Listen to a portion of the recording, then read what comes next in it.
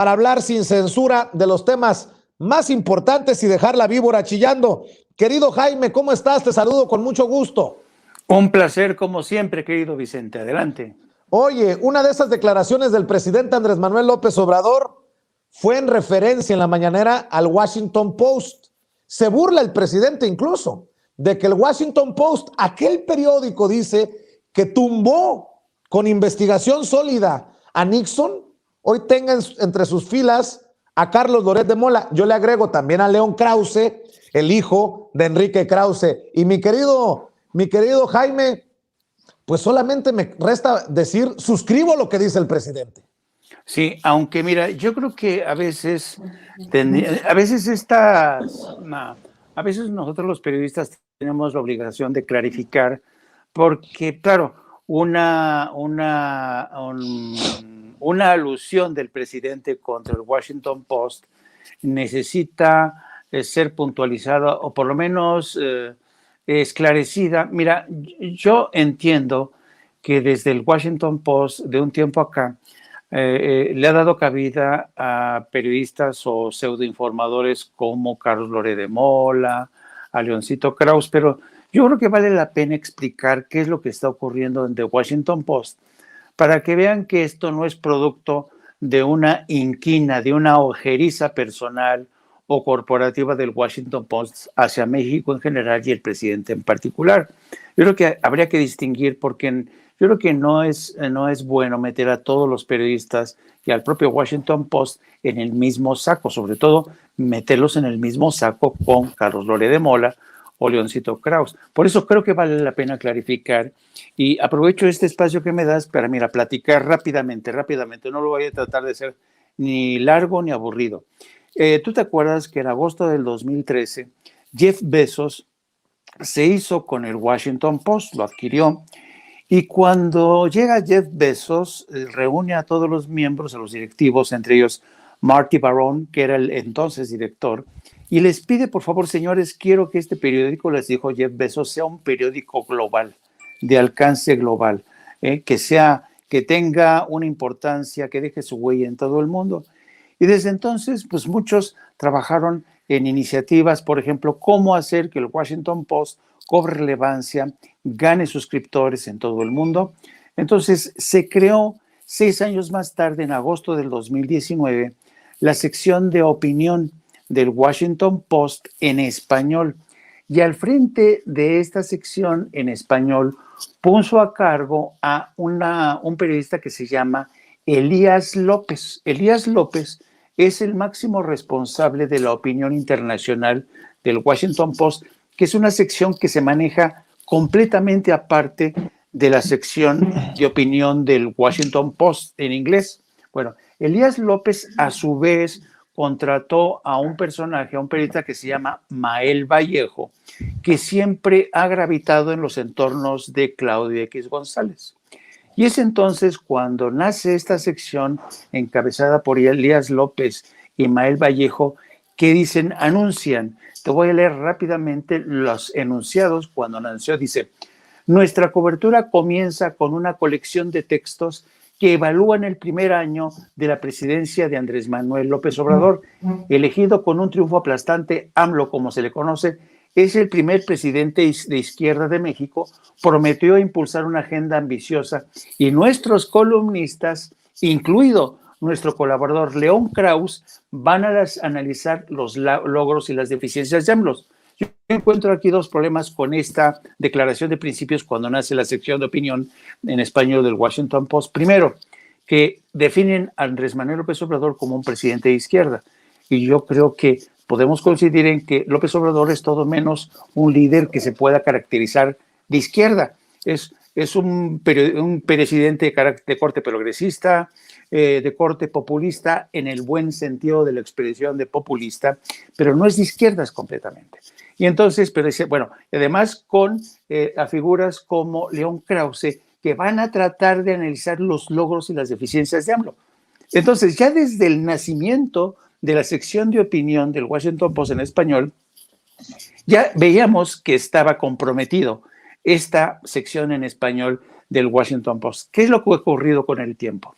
Con el paso del tiempo, ¿te acuerdas cuando despiden Televisa a Carlos Loret de Mola, Mael Vallejo lo rescata para la sección de opinión del Washington Post en español, que se maneja de forma independiente. No tiene nada que ver ni con la dirección del Washington Post ni con la sección editorial del Washington Post en español. Mael Vallejo se jala a Loret de Mola y al mismo tiempo jala a otros periodistas para no dar la impresión de que están reclutando a puros francotiradores contra el gobierno de Andrés Manuel López Obrador. Y mete a otras firmas, a Ricardo Rafael, a Julio Hernández López, así, ¿me entiendes?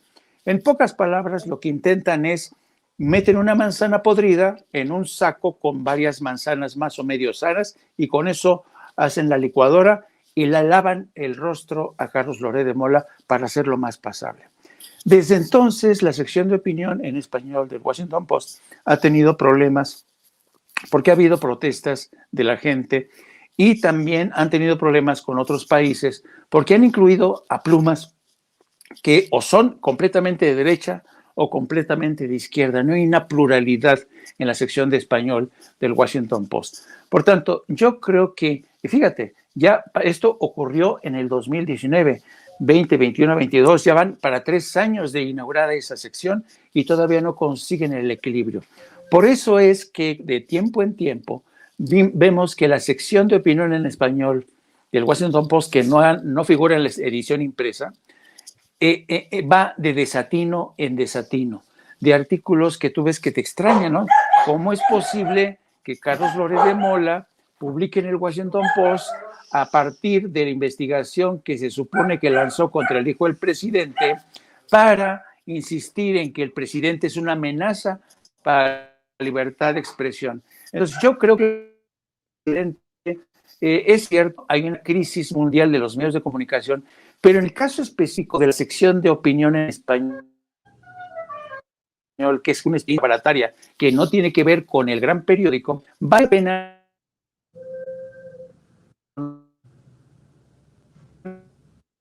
Bueno, creo que estamos perdiendo al querido Jaime Hernández. A ver, Jaime, por ahí te perdimos hace 20 segundos. A ver, decía que era mejor. A ver.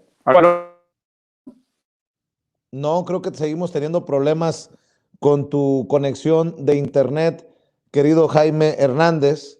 Mientras nos analizas desde tu perspectiva, desde tu trinchera, lo que está pasando con este Washington Post a 3 años de haber iniciado esta sección de opinión del Washington Post en español, que bien lo dice Jaime, no figura en la edición impresa. O sea, no van a ver la opinión de Carlos Loret de Mola como inserción en el periódico que circula en todo Estados Unidos y que es respetado en el mundo. Pero, pues hay que decir que desafortunadamente generan mucho ruido desde esta sección en las redes sociales, en la página electrónica del Washington Post. Déjeme presentarle, mientras regresa Jaime a la conexión, al sistema, déjeme presentarle lo que dijo el presidente Andrés Manuel López Obrador precisamente sobre este tema en la mañanera. Dice que está muy bien el Washington Post, sobre todo con Loretito. Loret de Mola no declaró algo o escribió algo sobre esto, sí, porque yo creo que ya es hasta articulista en el Washington Post o algo. Sí, fíjense, no, ya vamos avanzando mucho. Está muy bien el Washington Post, ¿no? El periódico que con una investigación de fondo llevó a Nixon a renunciar. Ahora tiene de escritora Loret de Mola, ¿no? Pues yo siempre he sostenido, y es evidente cada vez más, de que es una crisis mundial la de los medios. No es nada más el Reforma o los medios nuestros, no es general, es una decadencia, falta imaginación, falta talento, falta profesionalismo y sobre todo falta ética. El periodismo es un imperativo ético, como la política, como la buena política. Pues ahí están las declaraciones del presidente, mi querido Jaime, qué bueno que ya regresaste al sistema. Sí, te decía que desafortunadamente lo que está ocurriendo en la sección de opinión en español es que en este afán de convertirse en un periódico global, han ido al tanteo, y el editor de la sección en español, Elías López, le ha encomendado a un personaje como Mael Vallejo la contratación, la selección de las plumas, ¿no? Pero Mael Vallejo, claro, decidió rescatar a sus cuates, León Krauss, Carlos Loret de Mola. Entonces ahí te das cuenta que de entrada esa sección no va a cundir, no va a pegar en México y en Latinoamérica, ¿no? Entonces yo creo que Elías López, y esto es un consejo sin acritud, es un consejo para Elías López, el editor de la sección en español.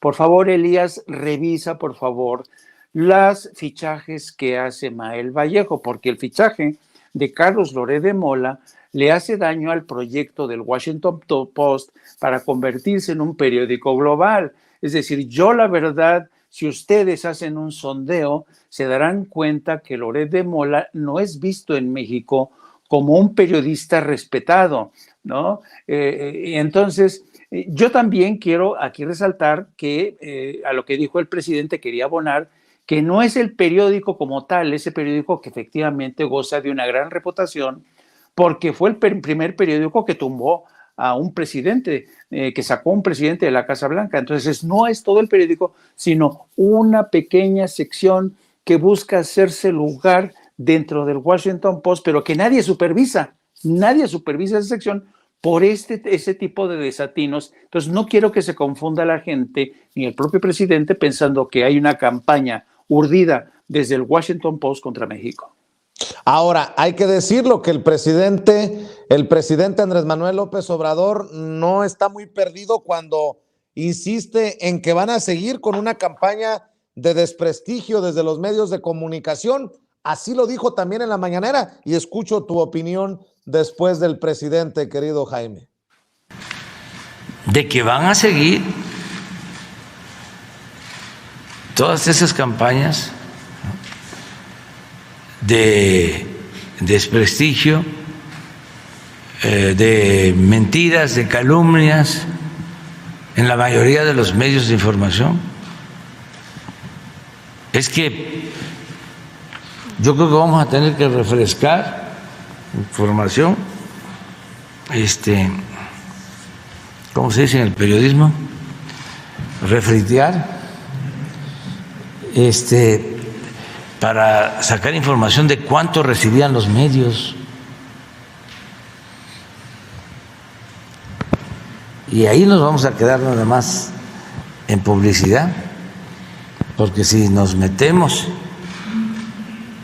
a qué otras prebendas recibían, ¿sí? Créditos, contratos, etcétera, etcétera, etcétera, negocios jugosísimos al amparo del poder. Gracias. Pero no nos metamos hasta allá, nos vamos a quedar solo en la cuestión de la publicidad. ¿Cuánto hemos ahorrado?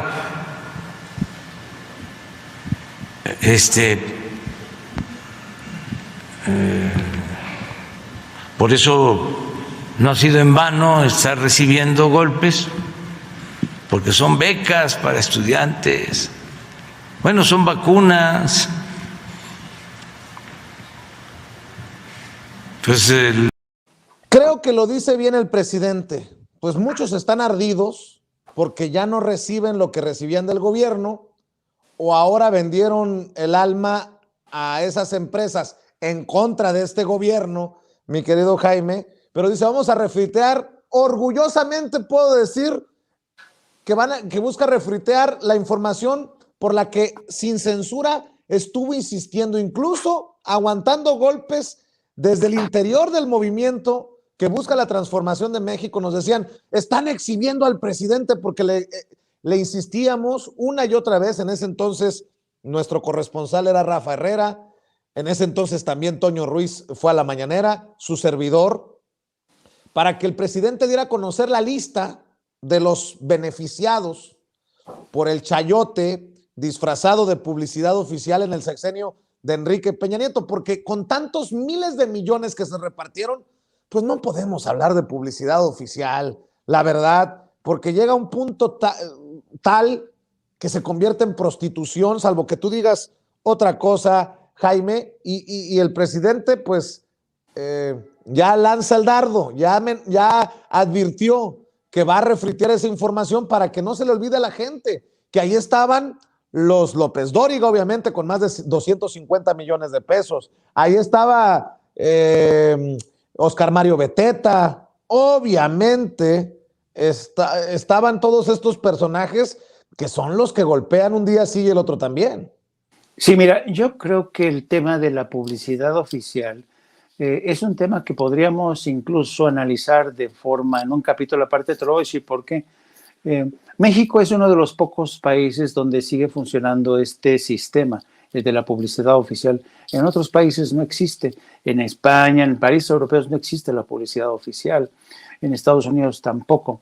Pero en Estados Unidos incluso ha habido, tú sabes, hoy los periódicos han cerrado muchísimo en Estados Unidos, han sido despedidos miles de periodistas.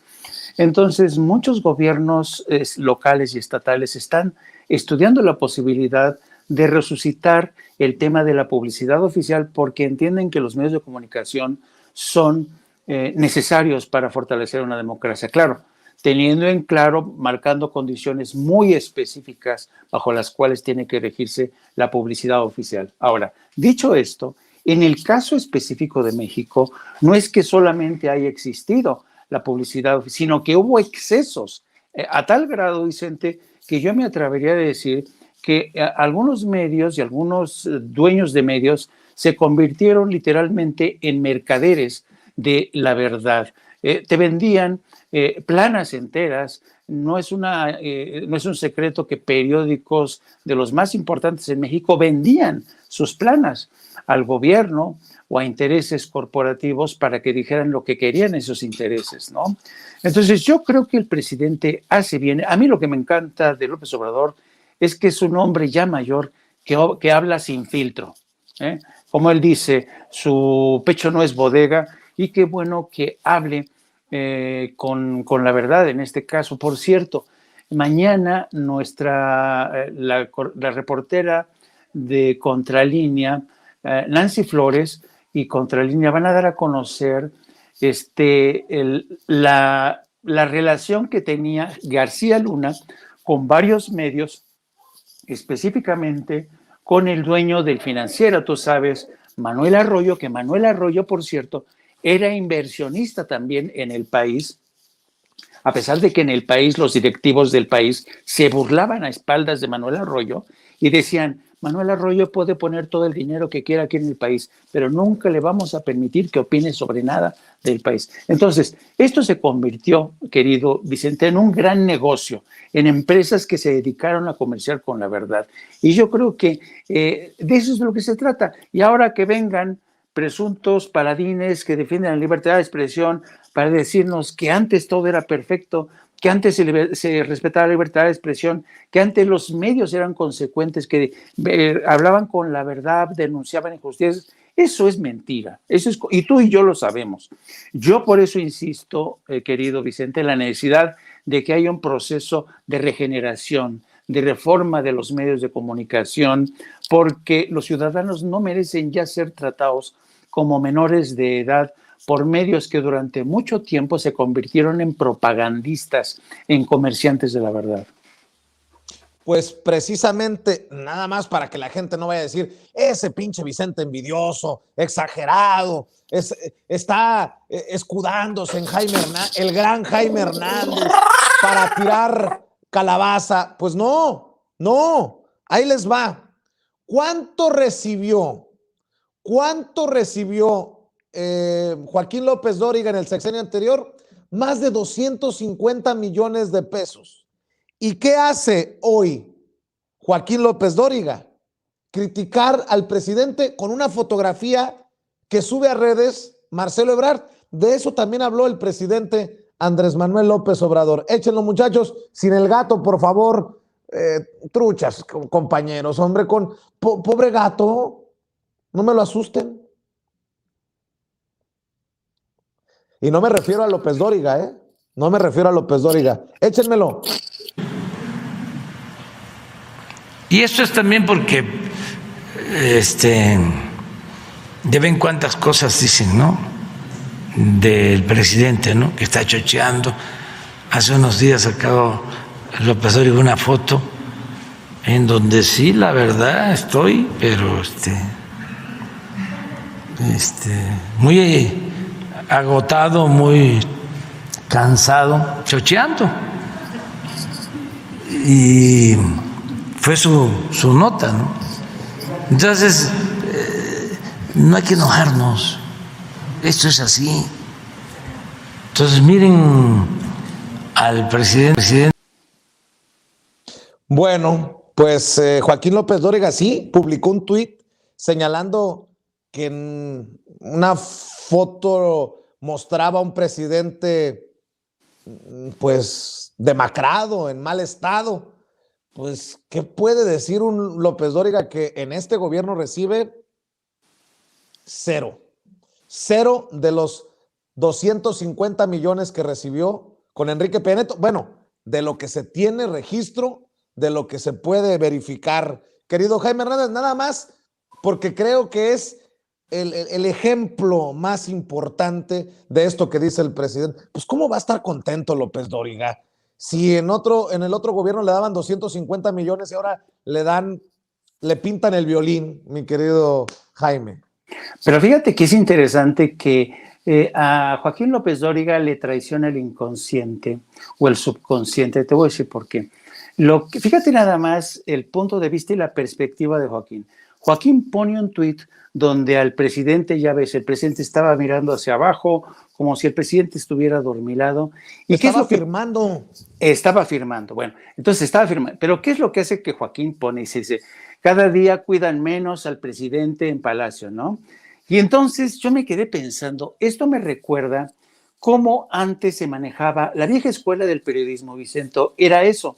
Es decir, procura ocultar los momentos o las situaciones incómodas del líder para que el líder no aparezca como un líder imperfecto. Para que te des una idea, mira, yo cuando era muy joven en el Excelsior, me acuerdo una vez que fue Carlos Salinas de Gortari a visitar la redacción del Excelsior. Y en ese entonces estaba como director Regino Díaz Redondo, que era un hombre, ya falleció, era un hombre muy alto, Regino Díaz Redondo. Y claro, Salinas de Gortari era chaparrito. Entonces, ¿qué crees lo que hizo la dirección de Excelsior? Editó la foto, así como hacían los rusos en Pravda, en el Excelsior, pusieron más alto a Carlos Salinas de Gortari que a Regino Díaz Redondo. Entonces, para cuidarle la imagen al presidente. Fíjate el tipo de mentalidad que había antes, ¿no? Y bajo ese tipo de mentalidad, Joaquín López Dóriga ahora reclama a Palacio Nacional que no cuiden más la imagen del presidente. ¿Te das cuenta? Es decir, ahí se retrata Joaquín como miembro de un tipo de periodismo que se parecía más a la propaganda, que cuidaba más el líder, ¿no? Para presentarlo alto, guapo, inteligente, apuesto, ¿no? Y entonces por eso ahora entiendo por qué critican los zapatos no lustrados perfectamente, el pantalón que no le queda como debería, según ellos, según los cánones de la moda, no, todas estas cosas, todas estas pendejadas. Exactamente, porque se proyectan como los propagandistas, no los periodistas, como los propagandistas que siempre fueron cuidando al poder, cuidando al líder, porque claro, cobraban a cambio de ello una lanita o una lanota. Pues para que mantenga Florestán, a mí me tocó verlo, nadie me lo contó, el yate de Joaquín López Dóriga en Huatulco, y no es cualquier yate, ¿eh? No es cualquier yate. Y eso se lo debe a su gran capacidad periodística, Joaquín López Dóriga. Nótese mi sarcasmo. Mi querido Jaime, nosotros que con trabajo tenemos patín del diablo, seguimos avanzando. No tenemos ni trajinera en Xochimilco, con eso les digo todo. Ya no digo propiedad de nosotros ni con el nombre, no hay una que diga sin censura. Mi querido Jaime, seguimos avanzando desde la honestidad. ¿Por qué no invitamos a la gente para que te sigan, para que te apoyen, para que te respalden en redes sociales y siga creciendo esa comunidad de no apto para cínicos, que siga creciendo esa comunidad en tu cuenta de Twitter, que te sigan buscando en el trabajo que realizan en la Jornada Sin Fronteras? Por favor, Jaime. Sí, mira, ojalá que la gente se siga suscribiendo. Hemos ya aumentado considerablemente el número de suscriptores, pero espero que se sigan sumando más, porque No Apto para Cínicos realmente es un esfuerzo que intenta abrirse paso para ver de qué manera hay mayor pluralidad de voces y un periodismo más independiente, sin ataduras, insobornable, ingobernable, un periodismo total como el de censura.